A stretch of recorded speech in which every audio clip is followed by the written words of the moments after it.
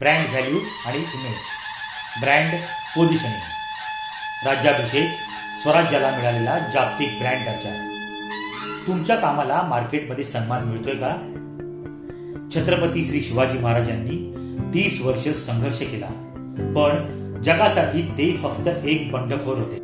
6 जून 1674 रोजी झालेल्या राज्याभिषेकाने याचं रूपांतर एका लिगल ब्रँड मध्ये केलं. यालाच म्हणतात ब्रँड पोझिशनिंग. राज्याभिषेकामुळे महाराजांना छत्रपती हा दर्जा मिळाला. आता ते केवळ एक जहागीरदार राहिले नाहीत, तर एक स्वतंत्र राजा बनले.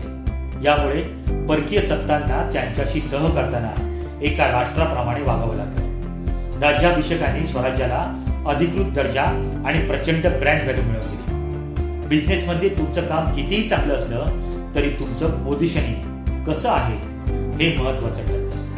स्वतःचा ब्रँड असा रजिस्टर आणि प्रेझेंट करा की मोठ्या कंपन्यांना तुमच्याशी व्यवहार करताना तुम्हाला प्रोफेशनल वागणूक द्यावीच लागेल. तुमची इमेजच तुमची किंमत ठरवते. मॅनेजमेंट लेसन: केवळ काम करू नका, तर त्या कामाला एक ओळख द्या. जेव्हा तुमची ओळख मजबूत असते तेव्हा लोक तुमच्याकडे स्वतःहून चालत येतात. स्वतःला लोकल नाही तर ग्लोबल ब्रँड म्हणून उभं करा.